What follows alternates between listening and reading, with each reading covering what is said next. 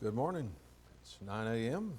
and we're ready to begin our first quarter in this new year of 2024 as we move into the book of Exodus and spend some time in Leviticus and Numbers is our plan right now as we go through the Bible story, work in the Waldron material. Hopefully everyone has that book from before, previously, or you have a newer copy of it that we've made available. If you still need that book, please let us know. We'll make sure we'll get more ordered. But if you'll have your Bibles open to the obvious place, and walking by, some of you already saw you were there in Exodus, so that's great. For those who maybe are not there yet, please open your Old Testament Bible to the book of Exodus, please. So the book of Exodus, let's be reminded just briefly, because we do have a lot to get through, of course, in each class, but I said let's be reminded briefly. We tested this, didn't we, Sam? In those brief 60 to 120 seconds, it stopped working. Hard to keep the class moving quickly at the beginning. Can't even advance the slides, I tell you. So let's be reminded of the 17 periods of Bible history as we study through the story of the Bible and as we see the scheme of redemption interwoven throughout the books of the Bible. But remember what we've studied thus far, these first four periods before the flood, the scattering of the people and the patriarchs.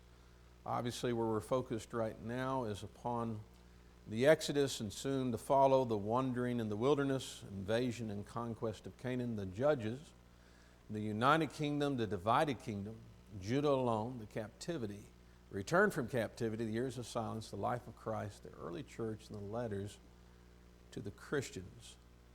And so the 66 books of the Bible falling within these periods, and of course in between the Testaments, those 400 years of silence. But we come to the period we identify as the Exodus appropriately, and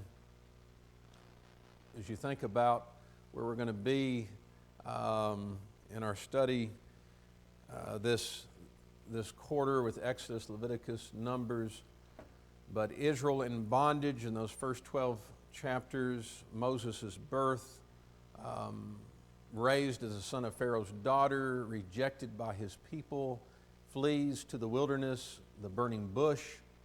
And so all of this we're going to be covering today and next week. The plagues in chapters 7 through 12, the crossing the Red Sea in chapters 14 and 15.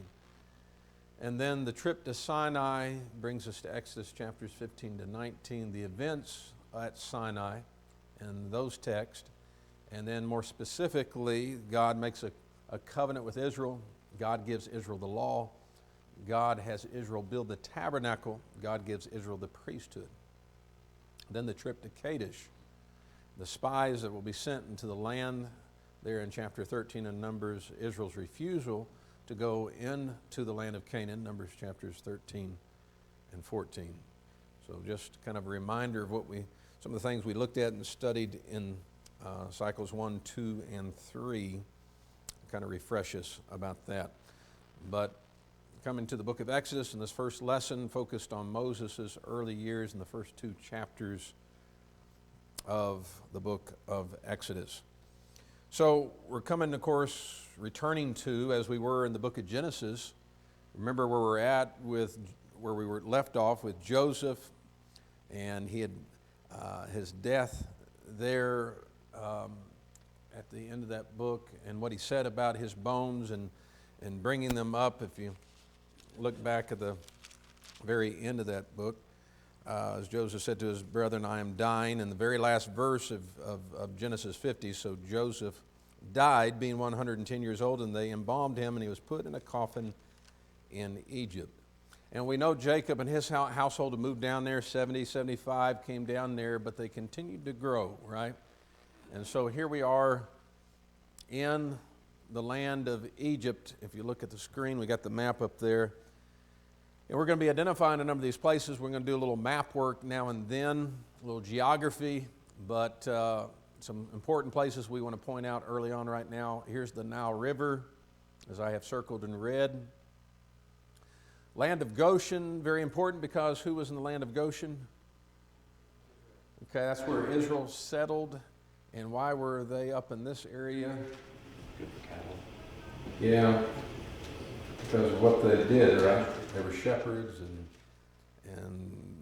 that was an abomination to the Egyptians. So they were separated early on and given this land, and that's where they grew, in the land of Goshen.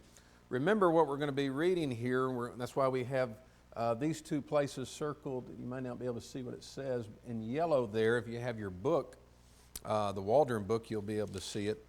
But early on, when they're enslaved, they built for Pharaoh, verse 11, supply cities, Pithom and Ramses. And that's what we have circled on our map. Pithom here in the south, Ramses here in the north, but in the area still of the land of Goshen down in Egypt. And then later, of course, at the time of the Exodus, we got a question mark because we don't really know for sure, even though some scholars seem to be more certain or definitive in where they believe Israel actually crossed the Red Sea. But remember the Red Sea down here, and then we got Midian over here. We're going to be talking about Mount Sinai, Midian over here, and so we'll talk about that a little bit later if we have time. But just want to bring that to our attention with our map here of the Exodus. Okay, so question one, we asked to list the various ways that Moses described the growth of the children of Israel there in verse 7, and what can we conclude about this growth? So what are the descriptive, all the descriptive terms we find there? It says they were fruitful. Okay, they're fruitful. Increased abundantly. Increased abundantly. Increased abundantly. Multiplied. Grew exceedingly mighty, and the land was filled with them. I mean, that's the way you can express it, right? And then some. But what can we conclude about this growth? The way that's expressed in all the variety of ways, about their fruitful, they increased abundantly, they multiplied, they grew exceedingly mighty, the land was just filled with them. What might we conclude? Yeah? Well, I would say that God is fulfilling His promise to make them a strong nation. That's right. Should we not be reminded of what God said to Abraham? I'm going to make your descendants as numerous as the sand of the seashore. He said, come out of your tent, look up in the sky. See the stars? If you can count them, and you couldn't, of course, nor can we, but that's how numerous your descendants are going to be. God keeps His promises as a reminder of that. And as Brother Waldron makes mention in his material, by God's providence, they grew at a phenomenal rate. And since the Holy Spirit inspired the writer, Moses, to use this many phrases to describe their growth, they must have been growing much more rapidly than the typical group of people. And so he makes mention of, here's God's providence, and of course God keeps His promises. So providence and promises, they're unfolding. Okay? Anything else you would add to this? Okay. Clarissa, go ahead. To see such growth, which might have been the catalyst for this Pharaoh to be like, they're going to take over because they are just filling up in these 400 years. Look at what they are now, and it's not stopping. So. That's right. That's right. I think that's correct. What Clarissa is saying about whatever Pharaoh, and there's speculation about that, what Pharaoh was ruling at this time, but observing, and there'd be maybe different pharaohs over these hundreds of years, obviously, as Israel's growing, but as the Pharaoh is observing the growth of this nation, and it just keep multiplying. Notice what is said in verse 8 of Exodus 1. Now there rose a new king over Egypt who did not know Joseph, and he said to his people, look, the people of the children of Israel are more and mightier than we. That's quite a statement. Here's Egypt, who's been there a while, and they're an established nation. And here's these people that, were around. Here's Joseph, and then Jacob and his household moved down, 70, 75, and now they've just exploded. And the Pharaoh's saying they're more and they're mightier than we. We better deal shrewdly with them, or we're going to be in big trouble if our enemies come and they join them, right? So I think Clarissa's point's very valid there. Anyone else have a comment on that? Okay. So in this long set of verses 8 through 22, and just keep in mind that the next question, so I'm not going to say a lot about it, and I'd ask you maybe not to say a whole lot about what we're going to read about the midwives, because like I said, next question is going to really focus more of our attention on that. But what cruelty do we read about in these verses was done to the children of Israel by Pharaoh and the Egyptians, and then mixed in with all that cruelty? How do we continue to witness God's providence in spite of the bondage, in spite of the affliction? So what are some of the specific statements in the text that speak to the cruelty of the Egyptians to Israel? What do you see? Okay, so after what we just read a moment ago, hey, they're more than us, they're mightier than us, let's act shrewdly. And again, Joseph, he's forgotten. No, this Pharaoh doesn't know who Joseph is. So no connection there. And so they set taskmasters over them to, it says, afflict them with, as Ken said, their burdens. And then the text continues, and what does it say?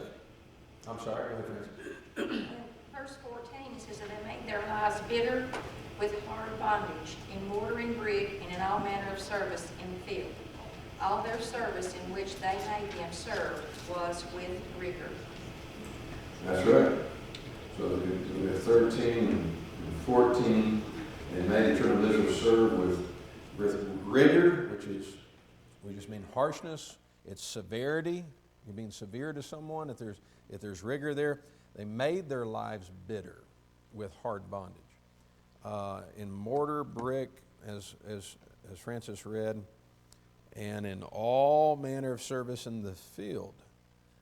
You just imagine this is your life. You're a slave now. You weren't before, like especially early on. The day before I wasn't. And all of a sudden our lives have changed drastically, and we've just been enslaved. We've been living free over here in Goshen, living our lives, raising our families, and now we've been enslaved. And it's not just, being servants, but harsh, bitter treatment, afflicted, taskmasters. And so this was a very terrible, difficult, horrible existence for God's people. Obviously, no wonder they were crying out to him. And later, as he hears their cries. And then but as this is going on, what's happening still? What does verse 12 say? Yeah, Brett's motion with his hand. They keep growing, right? But the more they afflicted them, the more they multiplied and grew. That's what we read in verse 12 and then the latter part of verse 20. And again, that's a reminder that there's God's providence. You think about, and this is in many ways quite different, but there's some similarity, I think, because here's God's people being persecuted, the descendants of Abraham. Think about Acts 8. God's people are being persecuted. Christians are being persecuted. Saul and the leaders of the Jews, we're going to stop this movement. We're going to wipe them out. Great persecution. What happened? They grew and multiplied because the Christians went everywhere preaching the word, right? The church really exploded then, the growth then. And so, little similarity there. Here's this persecution. But the more we afflict them and try to make their lives miserable, they keep growing and they're multiplying. And so he goes to another extreme. He says, all right, and we're going to get to the midwives, but later he commands his own people to what? I want you to take those baby boys of those Hebrews and drown them, throw them in the river, cast them in the river. That's horrible, right? But that's the extremes that they're going to. And as Brother Waldron said, of course, the Bible doesn't tell us. We know about Moses and his deliverance, but all those babies weren't delivered, right? I mean, some were being, say some, I'm sure many were being killed and were not able to be saved and rescued. But that was the command given to the people. Now, going into number 3, which is connected to all this during the story, afflicting them, they're still growing. Okay.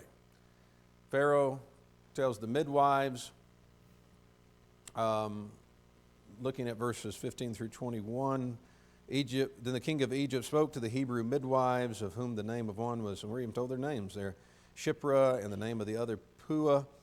And he said, when you do the duties of the midwife of the Hebrew women and see them on the birth stools, if it is a son, then you shall kill him.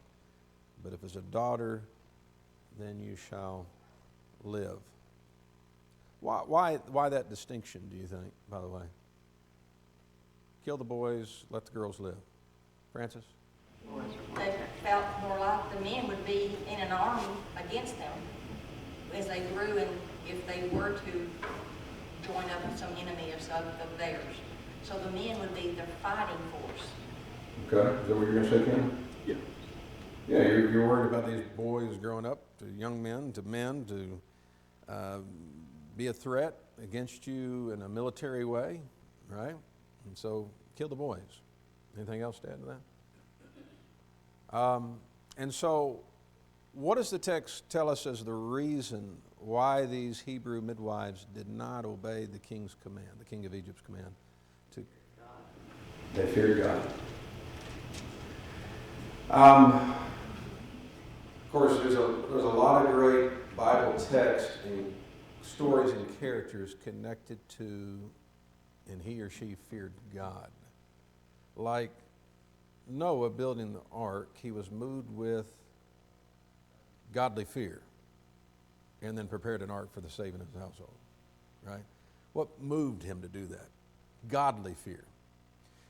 And there's a difference. You know, we read in the scriptures of the terrifying fear. It's a fearful thing to fall in the hands of a consuming God, right?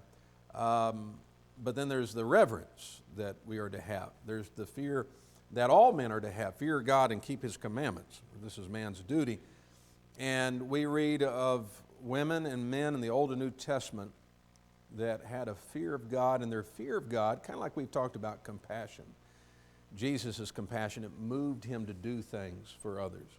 Our fear of God should move us to action and doing things because of our fear and reverence for God. And here in this case, we can't obey the king's command because of our fear of God and our love for God and for human life and these descendants of Abraham and et cetera that we might add to that. Anything else you would want to say about why the midwives didn't obey the king of Egypt's command? Okay, and yeah, how did God respond to their bold actions? Shirley was grabbing that latter part of the question. It says he dealt well with the midwives because they feared him and that he provided households for them. And so the fear of God, what did it produce in them? Because think about what they're doing. This is the most powerful man in Egypt and maybe a lot of the world at that time, the Pharaoh, and he's commanded you to do this. So they also demonstrated great what? Courage. Faith, courage. I said both of those, right? If you've got a fear of God, you have a faith in God. If you have a fear of God, it's going to motivate you to have more courage. Don't you think Daniel feared God when he refused to defile himself with the king's food and delicacies and wine? Don't you think Shadrach, Meshach, and Abednego feared God, and so they didn't bow down to Nebuchadnezzar's gold image despite of the threat of the fiery furnace? And so when you see fear of God, there's certainly intermingled with that, as Gil said, faith, and as Todd and maybe others said, courage, and we see that in these Hebrew midwives. So just, these minor, very minor Bible characters and yet very inspiring, I think, to us, and a very terrifying time to be living as God's people. And yet they took a stand, they feared God, and he didn't kill them, and God provided for them. All right, anything else you would like to add to this, Shirley? People aren't taught and they don't fear God. You're afraid young people what now? They're not taught, and they don't know about God enough to even fear Him. Right. In general. Yeah, for sure, in general. I mean, obviously that should begin in the home. And so if you don't have parents that fear God, they're not going to be teaching their children to reverence God. And so it's a trickle-down effect. I don't know whether they're not taught well enough or what, but they're more and more falling away. Yeah. It's scary. It is. Right. You're going to add anything to that, Jason? She's just prepping us for Wednesday night's Bible class. Okay. All right. Very good. Appreciate it. Yeah. It's a kind of a sobering and unsettling and scary thing in many ways, isn't it? Number 4, what specific details of these very events in the book of Exodus that unfold right before us did God reveal to Abraham about 600 or more years earlier? That's kind of neat to think about. I was trying to look up dates and say, okay, about the dates that scholars give us for Abraham and about how old he was at the time. And God made these promises in Genesis 15 and about, we know what many scholars say the year the Exodus of Mount Sinai was, 1446. So just putting some dates together, this is where I would ballpark it. From what I looked into, was about 600 or so years earlier. Think about it. I mean, that's kind of like what we do with the prophets and Christ and how many centuries before. Well, that happened here with God to Abraham concerning these events that unfold in Exodus. And so what are some things God specifically stated that we see here in Exodus from Genesis 15?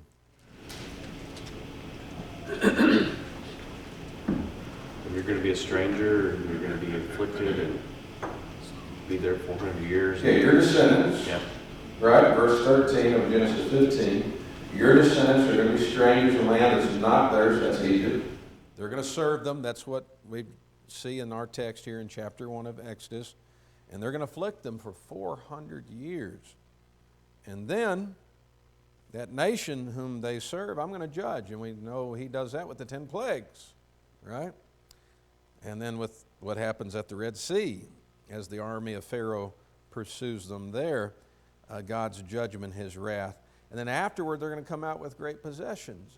And we see that, and that's going to be repeated when God calls Moses at the burning bush. He's going to specifically allude to that promise again of leaving with great possessions from the Egyptians. And then I'm going to bring them, your descendants, I'm going to give them this land. Of course, that's a reminder of the land promise of Canaan and the Canaanite nations that are going to be driven out, and even the extent of the land that they're going to receive there, Genesis 15, verse 18. So we don't have the seed promise specifically there, but we do have the make of you a great nation, the descendants, the land, but also intermingled in there, what's going to happen to your descendants? They're going to go to a foreign land, they're going to serve, they're going to be afflicted for 400 years, but they're going to come out. I'm going to judge that nation. You're going to leave, and the descendants are going to leave with great possessions. And so all that we're going to be seeing in our study, aren't we, in Exodus. Anything to add to that? Okay. So, number 5, what were the names of the mother, the father, the brother, the sister, the wife, the son, and the father-in-law of Moses? And if you know the mother-in-law, you get extra credit. I'm joking, I don't know. We have about everyone else, so I thought, what about the mother-in-law? So, who were the parents of Moses? Jochebed and Amram. All right, so we got Amram and Jochebed.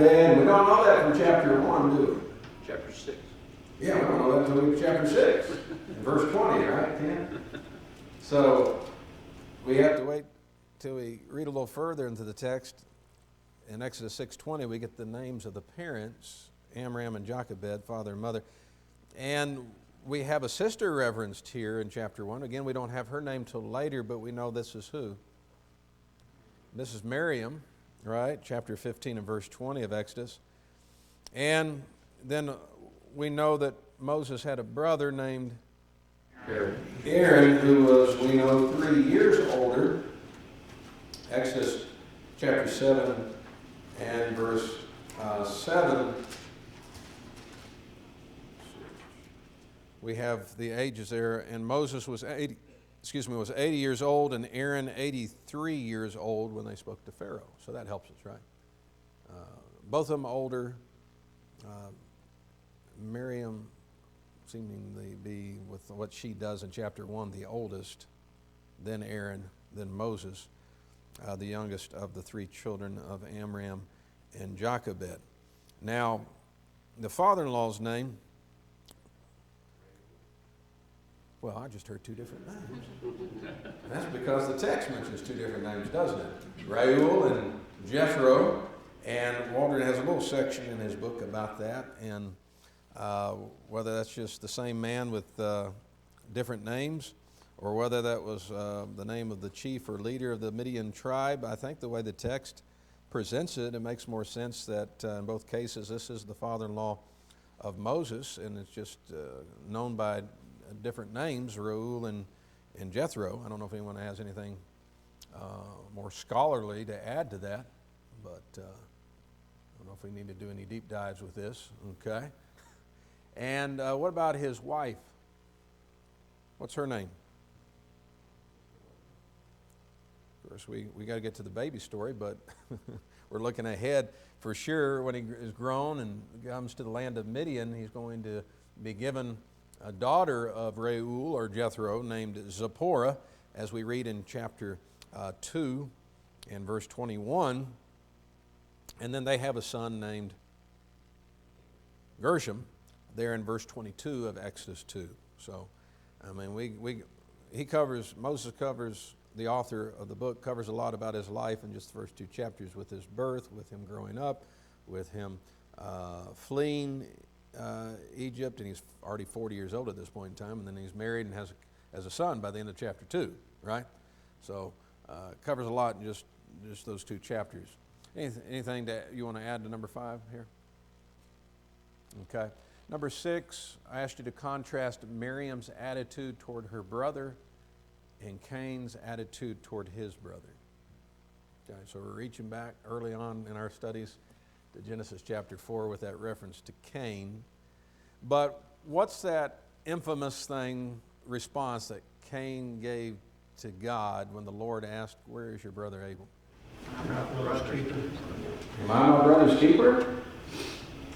And God said, "What have you done? Your brother's blood cries out from the ground." Right? And so he had just killed his brother. Why did he kill his brother? He'd been rejected by the Lord for what he offered. The Lord said, "If you do well, will you not be accepted? If you do not do well, sin lies at the door, and its desires for you, but you should rule over it." Well, he didn't rule over it. And he was angry, and he became more angry, and perhaps jealous that his brother's sacrifice had been accepted, his offering had not, and he rose up and he slew his brother. Are we to be our brother's keeper? Yes, we are. Right? Sometimes we might ask the whereabouts of so-and-so, and sometimes we may use that phrase in a joking manner. Well, I'm not that person's keeper. Well, really, we are to be one another's keeper, and certainly in the body of Christ, as brothers and sisters, we're to be one another's keeper because we're to love one another, to care about one another's well-being. And we see that certainly in this story in Exodus chapter 1 with the events that are unfolding. And now the midwife plan broke down because they feared God, broke down for Pharaoh. And now Pharaoh says, "All right, I want my people, I want you to throw and cast their baby boys into the river so they'll die." And now Moses is born at this time. And I don't know how they did it, but for 3 months, they're able to hide him. Right? Have you even given that much thought before? I mean, because what do babies do a lot early on? Cry. Right? But somehow, and no doubt these Egyptians are seeking the boys out. Kind of like when Herod sent out his army or soldiers to seek out baby Jesus, and they slaughtered all these baby boys 2 years and under in Bethlehem, the surrounding districts in Matthew chapter 2. I'm sure he has his soldiers going and seeking out these Hebrew boys that have been born. And somehow Amram and Jochebed are able to keep him hidden for 3 months. And we'll get into, is it my next question? Yeah, question 7 about Hebrews 11 and some of these great acts of faith that we are reading about right now. But after 3 months, it becomes too difficult to conceal him any longer. And so what does the mother do with baby Moses?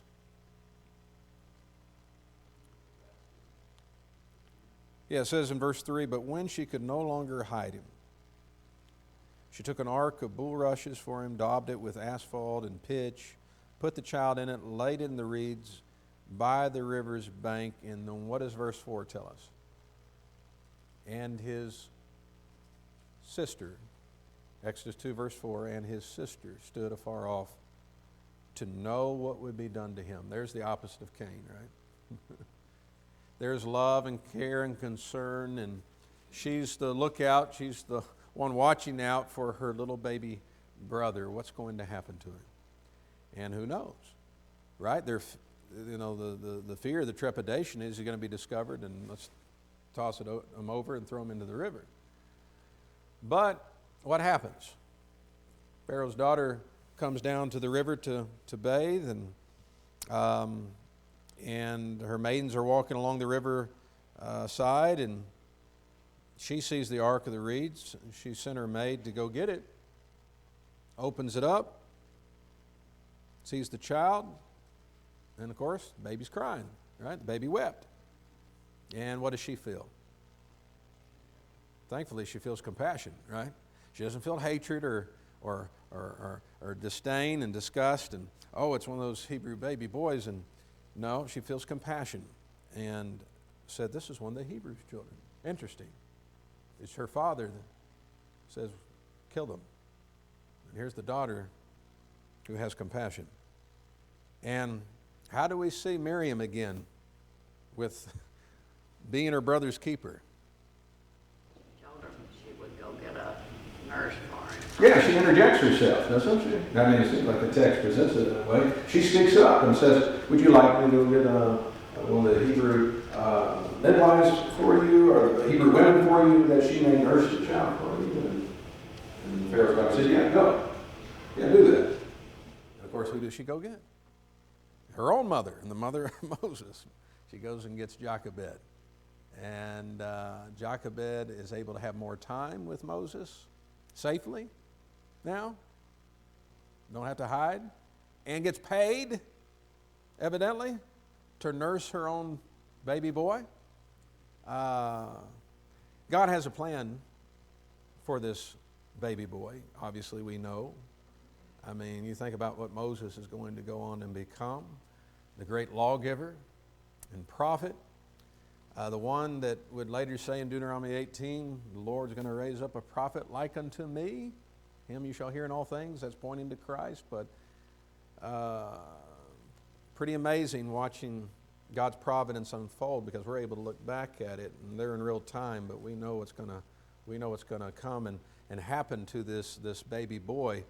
But being protected, and now Pharaoh's daughter, Pharaoh's daughter is going to eventually have him to raise as her son. But more time, Amram and Jochebed get with their baby boy Moses. But what a contrast, Miriam and Cain here. All right, Clarissa. You would think, I mean, I guess Aaron's only 3 years older, so he doesn't really have a part, but it was a family she's old enough with her parents to be in on concealing him for 3 months. She's invested. She's helping with this. So that's another reason why, thankfully, she cares for him and wants to make sure he's taken care of and found well. And then it's also, Pharaoh's daughter knows about this edict. It's easier to have compassion when you're faced with something. She may know about it, but now she actually sees, this physical baby that someone didn't have the heart to obviously kill, but they're trying to preserve in some form or fashion. And so it's kind of a good example for us to put ourselves out there to see any kind of suffering or need, because you can have compassion on the surface if you hear of something, but it's another matter when you see it or when you take action. Yeah, right.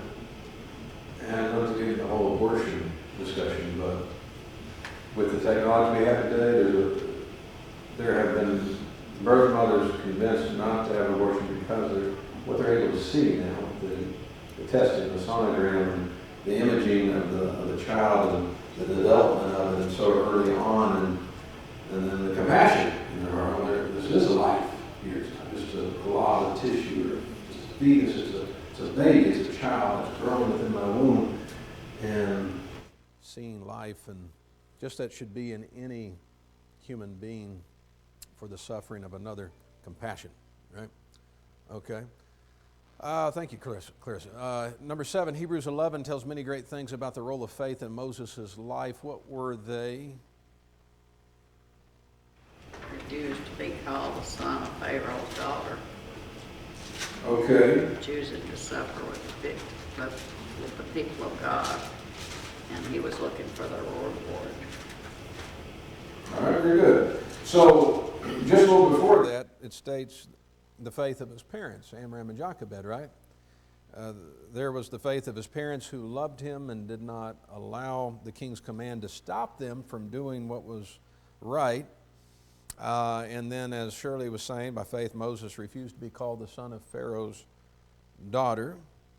Instead, here's another act of faith. He took his stand with the Israelites, though that the cost was very high, we know, right? And then he literally cast away the treasures of Egypt, verses 25 and 26 of Hebrews 11. And then in return, he looked to God for his true reward that he would receive, also stated in verse 26. All right, a lot of great statements here, and concise in Hebrews 11, 23 through 26. Number 8, what did Moses intend for his brethren to think when he killed the Egyptian? And why did he kill the Egyptian? What was going on? He becomes of age, and we know his age would be around what this time? 40. 40. And isn't that interesting when you go back to that text? If you're in Hebrews, let's get back to Exodus. But there in Exodus chapter 2, now it came to pass in those days when Moses was grown. Well, it doesn't mean he was a teenager. He was grown. He was 40. He went out to his brethren and looked at their burdens, and he saw an Egyptian beating a Hebrew, one of his brethren. And he didn't take kindly to that and rose up and he killed this Egyptian. But how do you think that was going to be received? What did he intend? They would like him because he was defending them, I guess. Yeah, and Stephen gives us some insight on this, right? Inspired preacher Stephen there in Acts chapter 7, particularly verse 25, says, "For he supposed that his brethren would have understood that God would deliver them by his hand, but they did not understand." And of course, God had to work with him yet, but it wasn't God's timetable yet for that to happen. But in his mind, hey, I can help you. I can help lead you. And they weren't ready to receive that yet, were they? What character traits do you see in Moses based on Exodus chapter 2? Well, just this story we just read, that had to take some what? Helper and defender. Yeah, helper, defender, boldness on his part to defend his people against the Egyptians, faith in God, trust in God. There's a later story here that we're kind of running short on time, but when he flees Egypt, comes down to Midian, verses 16 through 19. Now the priest of Midian had 7 daughters, and they came and drew water, and they filled the troughs to water their father's flock. Then the shepherds came and drove them away, but Moses stood up and helped them and watered their flock. When they came to Reuel, or Jethro, their father, he said, "How is it that you have come so soon today?" And they said, "An Egyptian delivered us from the hand of the shepherds, and he also drew enough water for us and watered the flock." So he said to his daughters, "And where is he? Why is it that you have left the man? Call him that we may eat bread." What does this say about his character? What's kind of lost on many men, maybe in society? Chivalry? I mean, here's a gentleman. Here's a man that stands up for these women that have come out to draw water. And the way Waldron presents it in his material, the Waldrons present it in their material, is that this seemed to be something that happened on a regular basis. If they'd be drawn to water, the shepherds would then take it away to give it to their flock, to their sheep. And here's the father's surprise: "How did you get back so quickly?" Well, someone was there actually to defend us. And of course, he not only drove those shepherds away, think about this, one man driving them away. It says something about his strength and bravery, and then just what he did for these women. It speaks to his kindness as well, doesn't it? All right, anything to add to that? All right. There's 9:45. We've got a couple of questions left. And then a little bit more I want to say about the map. So we'll do that next week, next Sunday. And there are questions in the folder on the bulletin board for lesson 2, if you want to grab that, Exodus chapters 3 and 4. So grab that, if you will, before you leave. You can grab it now if you'd like, so you'll remember it, but thank you.